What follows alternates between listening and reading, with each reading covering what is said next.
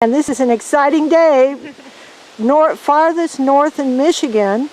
New Hampshire might be farther north than here, but I don't know. This is my home state, We're Michigan. We're the 45th parallel right now. So. 45th parallel, yeah. Okay.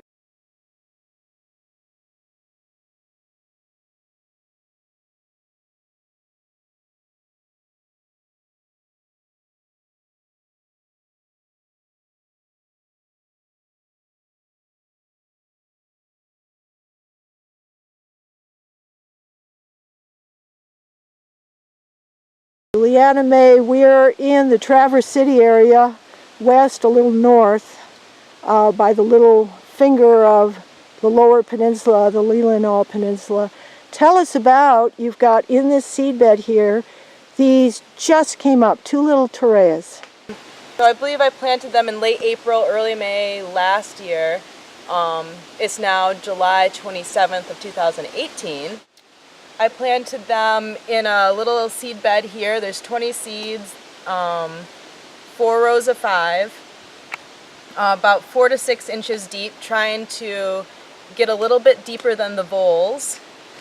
And I don't know, I plan on probably fencing them or putting cages around them. I think we might have some deer browse issues in the future. So talk to us about, you're an actual botanist, ecologist. Mm-hmm. Talk to us about what you know as well about the mycorrhizae needs of plants. Most plants have some kind of mycorrhizal association with the roots to help with nutrient uptake.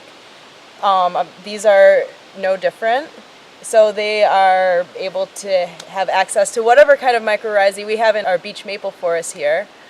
I'm not sure what particular species they like, and usually plants have associations with specific mycorrhizal fungi. I don't know a ton about them. So. But you will, because we've got we've got that posted on the website, because that's okay. already been determined. Mm-hmm. Now talk to us as well about your forest. What's going on in your forest? This is a 40-acre parcel that's straddling the edge of a ice contact area of end moraine. So we are about midway in elevation on the parcel. There's about a 150-foot hill behind me, and then we drop down another about 100 feet in front of me down to the bottom of the valley. Calcareous soils, loamy till, beech maple with a little bit of hemlock, and a very nice understory community of spring ephemerals and ferns, a couple springs and seeps. It's a pretty dynamic piece of property.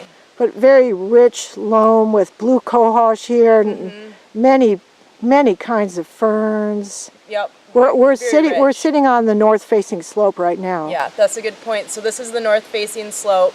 Right below us there is a spring and a large seepy area. So there's a lot of groundwater movement flowing from these upper hills underneath this seed bed and coming out, about 30 feet below us. So even though the soil here is fairly well drained, it's loamy, but it is well drained.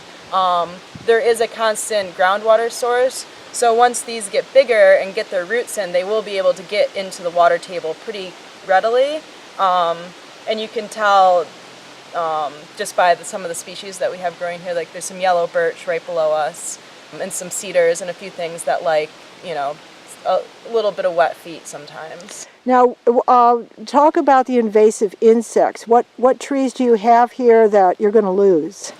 So we have predominantly beech, maple, and ash. We're losing our ash. Most of our ash have died from the emerald ash borer. We have a few stragglers hanging on. And then the beech bark disease, the scale insect is just coming in right now, and it's attacking our beech.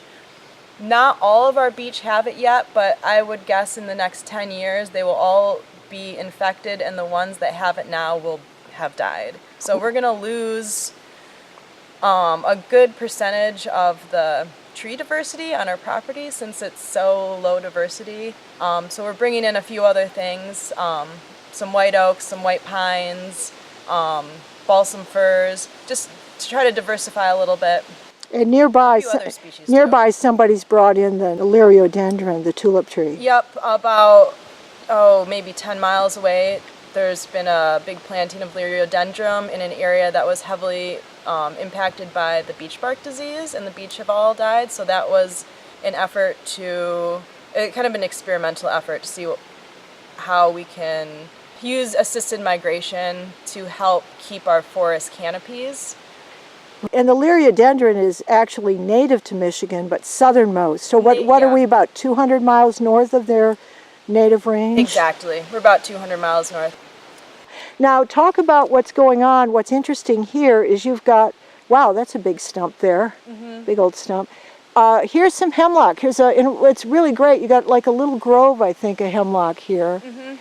What's your sense about what role does the hemlock play, and do you think that the little Torreyas here could help with playing the same ecological function when the adelgias come in? Okay. You say you say if. Okay.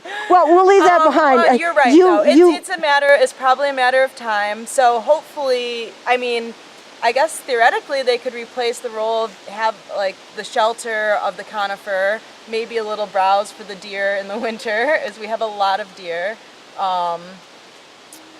I don't know very much about them.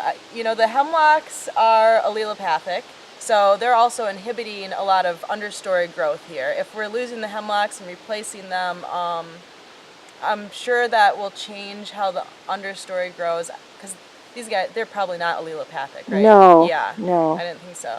So, maybe a little bit of change in the understory community. Yeah. Yeah. But probably as far as like a functional role, I could imagine they make good cover for wildlife. It'll have a good nut production for small mammals. Squirrels. Yeah. The rodents. Yeah. The rodents can eat them. Yeah. Well, you're going to keep track of this. This is really exciting. We were both surprised. Yeah. We have a Torreya planter that planted at the same time, same seed source. And he's in the thumb area, and his just came up 2 weeks ago, and I didn't think they'd be up this early. We're so far, but we're close to Lake Michigan, so this is really very close to Lake Michigan. It's buffered here from the intense. We are in a climate zone, I think it's 6B, so it actually is the same climate zone you can find as far south as Tennessee, and that's just this little strip along Lake Michigan up into Leelanau. We also still have really, really cold winters. We'll have months in the teens.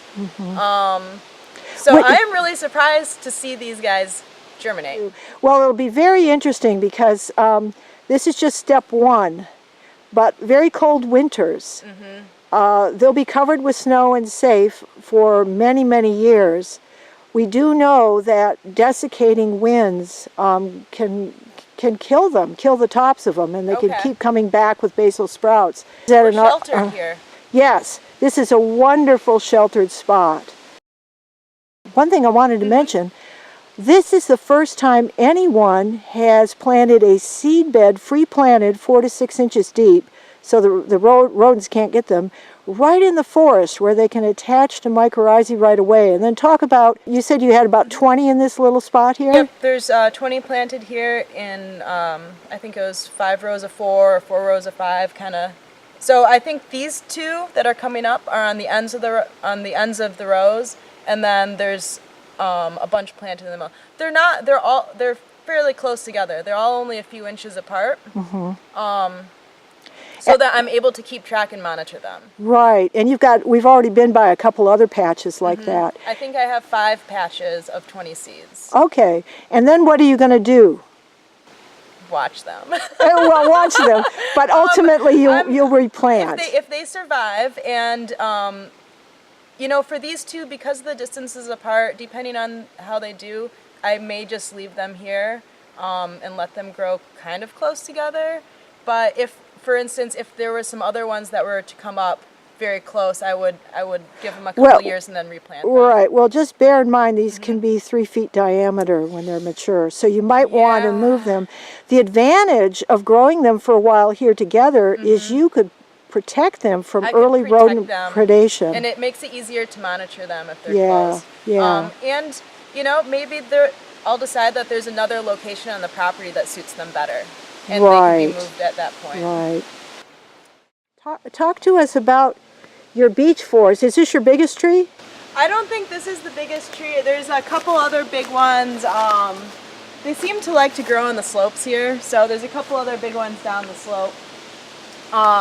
It looks like most of the big ones, the big ones seem to be getting the beech bark disease first, because I haven't seen as much on the medium diameter beech, but yeah, there it is. Let's take a close up. Take a closer look. Take a close up look. Yeah. So this is Oh yeah.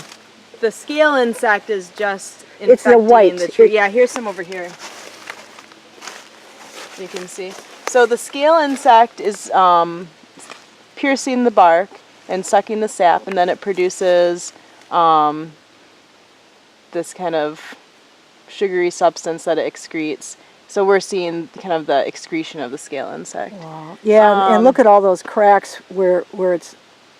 Yeah. And there's quite a bit up there. And then all those little pierced holes create a vector for the fungus to get in. And these things are dispersed on bird toes or feathers, bird toes and feathers? Wind dispersed. Oh, wind dispersed. Wind dispersed. I'm Okay. sure they could hitch rides on things, but as far as I understand, the primary dispersal is wind. So the state of Michigan is saturated at this point with the scale insect. Yeah.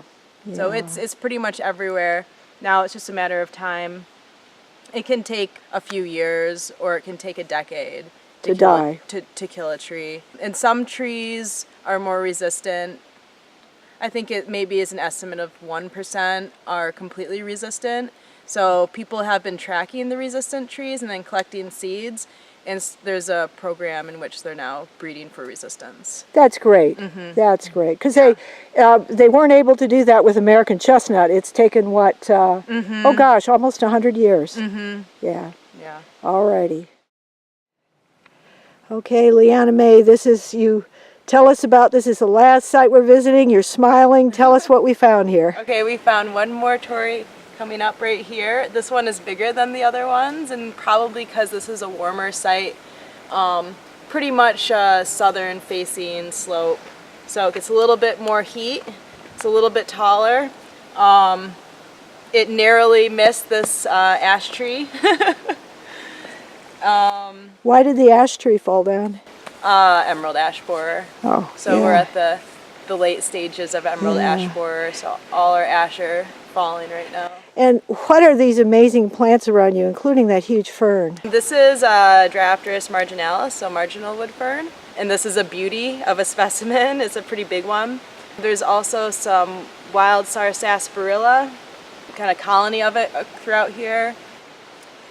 How is this place so open here compared, I'm just looking around at the rest of your forest, how is this area so open? So we don't have a lot of beech right here. Most of the rest of the forest has a lot of beech, and as it's being attacked by the beech bark disease, it's sending up root suckers. So the really dense areas in the forest, like where we were before, is full of suckering beech saplings. There's a small, about that size, that one over there. There's not a lot of beech right here, so we're not having that issue with the suckering of the beech saplings. So it's much more open, and it provides enough light for this nice understory community. Right, so this is a wonderful way to experiment on this, at least temporarily sunny community, but still south-facing compared to where we were north-facing. And A clear difference in size. yes, Between the two sites. even with the log. Yeah. And we looked under the log. Fortunately, the log is not right on the ground. So you planted how many, 20 seeds here? There's 20, and I think the log kind of bisected the area that I planted. So there may be some more coming up soon around the log. Right, and they'll have no trouble because they have such a large seed. They can send out that sprout searching for how to get up through the soil and sunlight. So Yeah. this will be great. Okay, Liana May. Well, this is really exciting. Northernmost part of Michigan. We've got any planting here, and we see, at least at this germination stage, they do just fine. All right, thank you. Thank you.